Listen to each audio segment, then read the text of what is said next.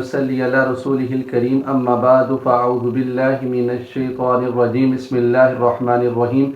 قال الله تبارك وتعالى في القرآن المجيد والفرقان الحميد يا أيها الذين آمنوا كتب عليكم الصيام كما كتب على الذين من قبلكم لعلكم تتقون آمنت بالله صدق الله العظيم وصدق رسوله النبي الكريم الأمين۔ حضرات ذی وقار،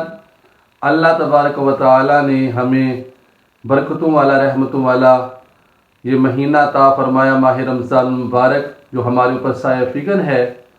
اللہ تبارک و تعالی کا کروڑہا کرم اور بالا کرم ہے کہ اللہ تبارک و تعالی نے ہمیں زندگی کے اندر یہ پیارے ایام عطا فرمائے ہیں۔ حضرات ذی وقار، میں نے آپ کے سامنے قرآن مجید فرقان حمید سے جو آیت کریمہ تلاوت کرنے کا شرف حاصل کیا ہے، اس کے اندر رب کائنات نے ایمان والوں سے خطاب کیا اور اللہ تبارک و تعالی نے ارشاد فرمایا ہے یا ایھا الذین آمنوا کتب علیکم الصیام کما کتب علی الذین من قبلکم لعلکم تتقون۔ ایمان والوں، تم پر اسی طرح روزے فرض کر دیے گئے ہیں کہ جس طرح پچھلی امتوں کے اوپر روزے فرض کر دیے گئے تھے تاکہ تم متقی پرہیزگار ہو جاؤ۔ حضرات ذی وقار، پچھلی امتوں کے اوپر بھی روزے فرض تھے، اگرچہ ان کے جو مہینے تھے وہ الگ ہوتے تھے، ان کے جو دن تھے کوئی اور ہوتے تھے، لیکن ان کے اوپر بھی روزے فرض تھے۔ اسی طرح امت محمدیہ کے اوپر بھی اللہ تبارک و تعالیٰ کی طرف سے روزے فرض کر دیے گئے ہیں۔ حضرات ذی وقار، روزوں کے کچھ مسائل ہیں، آج میں آپ کے سامنے وہ چیزیں لا رہا ہوں کہ جن کی وجہ سے روزہ جو ہے وہ ٹوٹ جاتا ہے۔ سب سے پہلے یاد رکھیں کہ آنکھ، ناک اور جو منہ ہے، یہ جو تین چیزیں ہیں، یہ جو آپ کو نظر آ رہی ہیں، ان تین چیزوں میں سے کسی ایک بھی عضو کے اندر کوئی چیز چلی جائے، دوائی چلی جائے، ڈراپ چلے جائیں، اس کے علاوہ منہ کے اندر کھانا پینا کوئی بھی مشروب چلا جائے تو اس سے کیا ہو جائے گا؟ روزہ ٹوٹ جائے گا۔ یاد رکھیں کہ جو آنکھ ہے، اس کے اندر سرما ڈالنے سے روزہ نہیں ٹوٹے گا۔ سرمے کی وجہ سے روزہ نہیں ٹوٹتا، کیونکہ یہ میرے آقا علیہ السلام کی سنت مبارکہ ہے۔ تو یہ میں نے آپ کے سامنے اس کا پس منظر پیش کر دیا کہ آنکھ، ناک اور منہ جو ہے، ان کے اندر کوئی بھی چیز چلی جائے تو اس سے روزہ ٹوٹ جائے گا، الا مگر یہ کہ سرمے سے روزہ نہیں ٹوٹتا۔ اس کے علاوہ آنکھ میں ڈراپ ڈالنے سے، ناک میں ڈراپ ڈالنے سے اور منہ کے اندر کسی چیز کے چلے جانے سے، چاہے وہ کھانے والی چیز ہو چاہے پینے والی چیز ہو، اس سے روزہ ٹوٹ جاتا ہے۔ آگے دوسرا جو مسئلہ آتا ہے وہ ہے الٹی کا۔ بڑی دنیا پریشان ہو جاتی ہے کہ الٹی کی وجہ سے کیا روزہ ٹوٹ جائے گا؟ تو یاد رکھیں کہ جو الٹی خود آتی ہے، عموماً آج کل لوگوں کو جو الٹی آتی ہے اور بیماری کی وجہ سے آتی ہے یا دل خراب ہو جاتا ہے، اس کی وجہ سے الٹی آ جاتی ہے، تو اس الٹی سے روزہ نہیں ٹوٹتا، پریشان نہ ہو، اس الٹی سے روزہ نہیں ٹوٹتا۔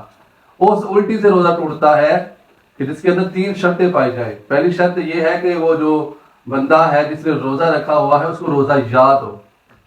روزہ یاد ہو۔ اور دوسری یہ ہے کہ وہ جو بندہ الٹی لا رہا ہے وہ خود لائے، الٹی خود نہ آئے بلکہ اس بندے کا اس کے اندر فعل موجود ہو، وہ بندہ خود الٹی لائے۔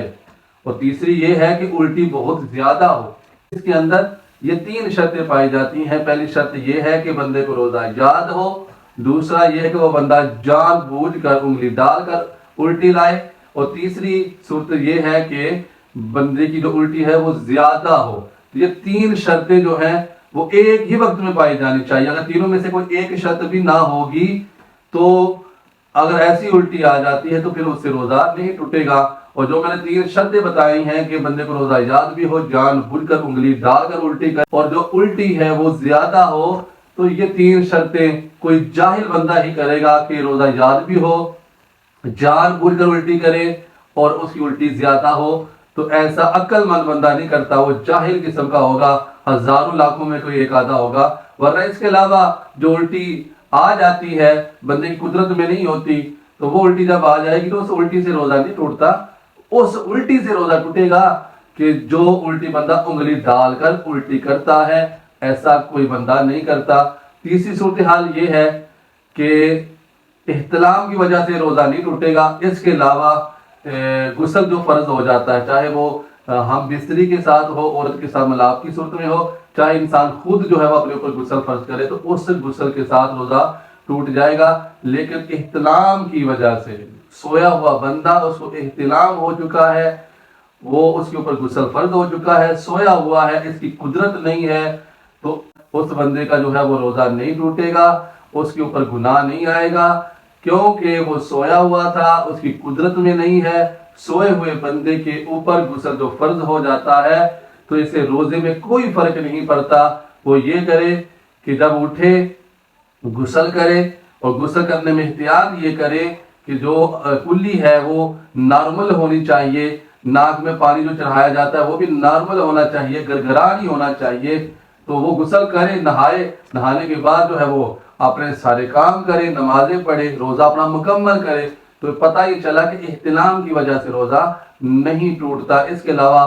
جو بھی صورت غسل فرض ہونے والی ہوتی ہے اس سے روزہ ٹوٹ جائے گا، لیکن احتلام کی وجہ سے روزہ نہیں ٹوٹتا۔ تو حضرات وقار میں نے یہ آپ کے سامنے مسائل رکھے، اللہ تعالی ہمیں عمل کی توفیق عطا فرمائے، آمین بجاہ النبی الامین صلی اللہ علیہ وآلہ وسلم۔